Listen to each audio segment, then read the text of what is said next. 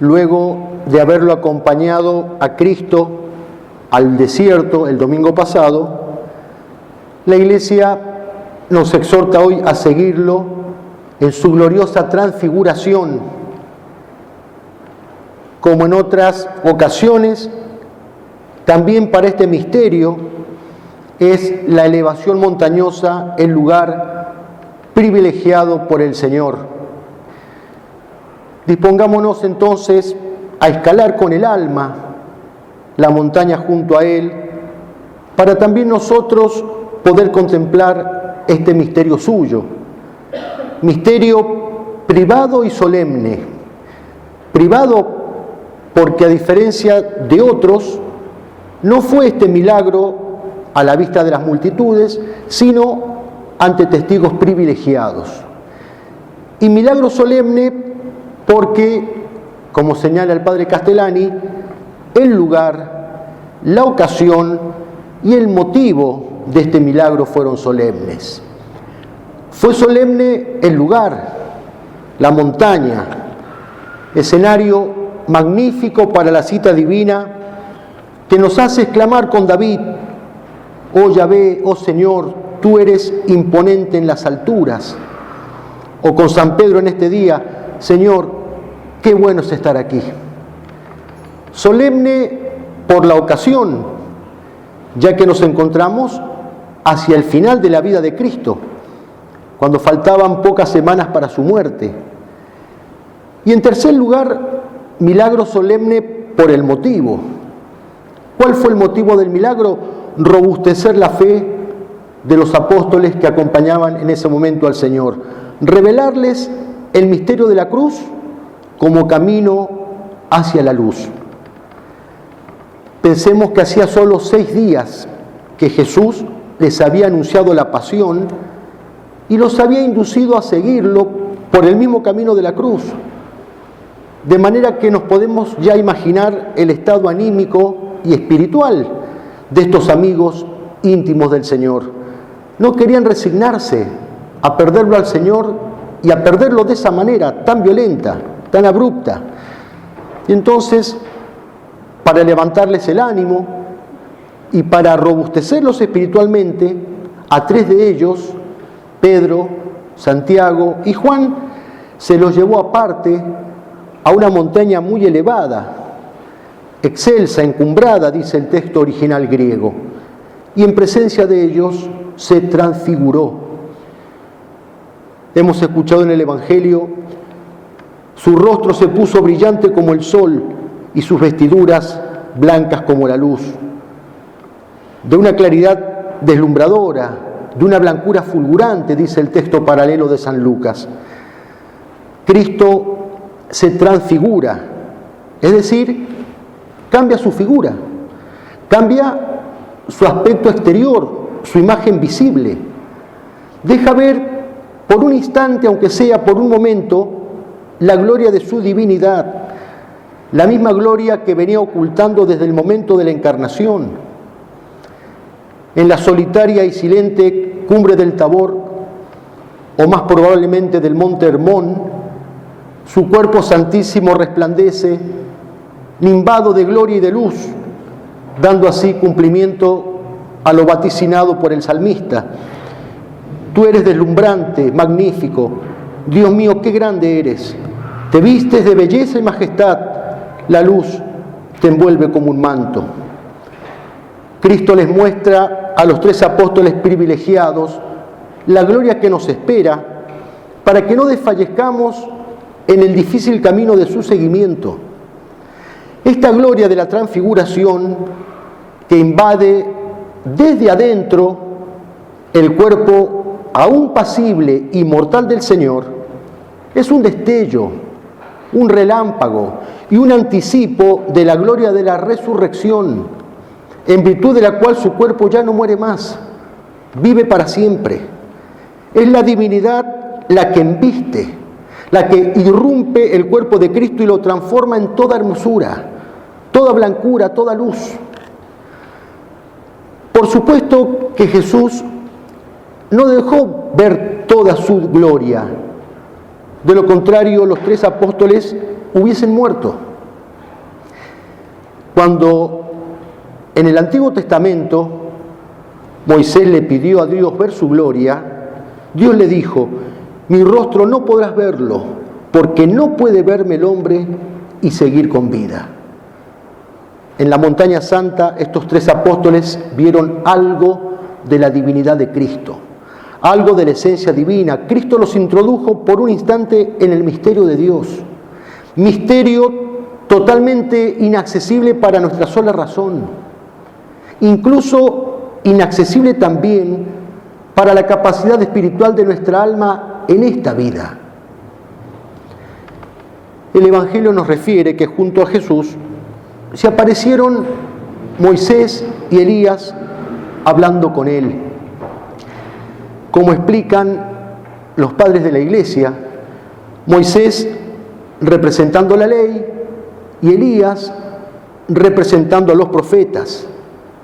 O sea, es todo el Antiguo Testamento dando testimonio de Cristo, rindiéndole pleitesía a Cristo. Cristo está en el centro como la culminación de toda la historia de la salvación. Moisés y Elías hablando con Jesús. ¿De qué están hablando? Lo dice el evangelista San Lucas, de la partida ya próxima hacia Jerusalén. Es decir, están hablando de la pasión de Cristo. Están hablando del misterio de la cruz. Están hablando de la marcha que dentro de pocas semanas emprendería el Señor hacia la consumación de su martirio. Es notable cómo en medio de la gloria aparece el dolor. ¿Por qué? Por lo que decíamos recién, porque estamos en presencia de la gloria momentánea de la transfiguración, no de la gloria definitiva de la resurrección. En la gloria definitiva, en la resurrección final, en el cielo, no habrá nada, ni siquiera un pensamiento, ni siquiera una conversación, nada que sea motivo de dolor. Pero en esta vida la cruz siempre estará presente.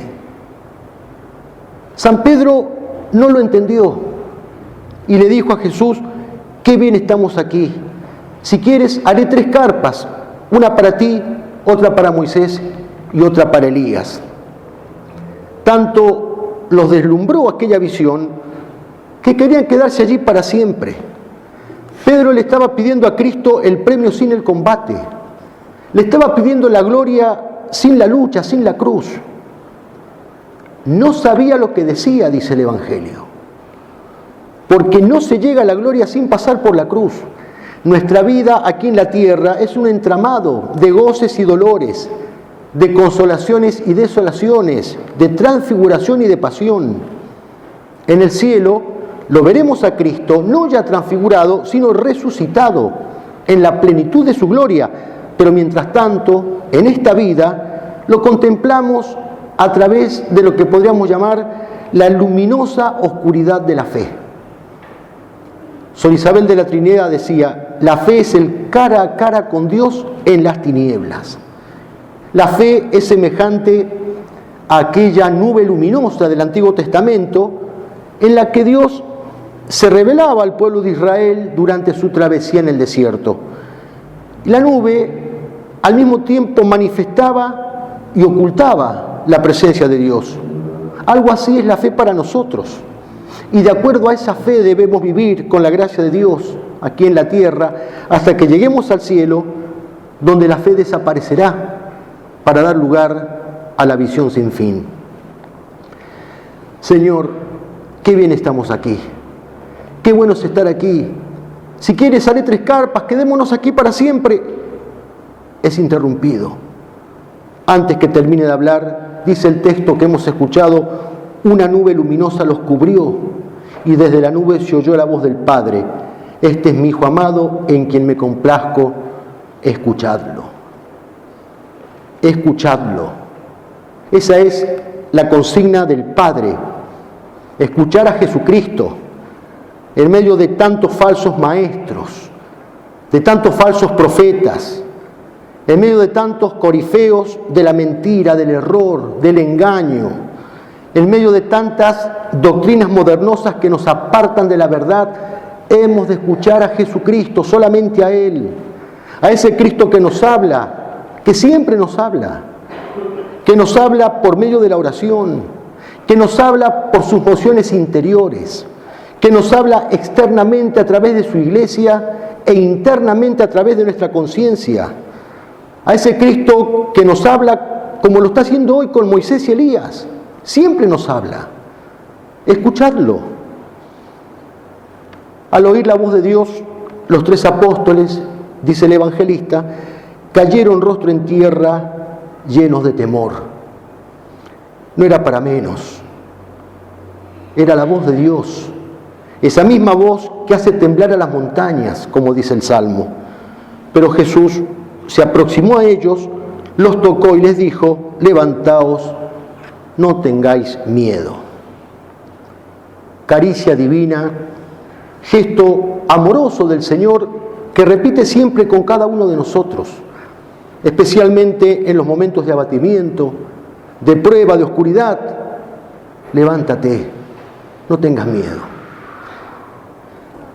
Pensémoslo y pidámosle a la Virgen que nos ayude a escalar junto a Cristo Jesús el monte de la transfiguración y el monte de la perfección cristiana, que nos ayude a elevarnos por encima de la chatura espiritual, por encima de lo mundano, por encima de lo vulgar, que este divino montañés nos robustezca, nos fortalezca en la fe, como lo hizo hoy con estos 3 apóstoles.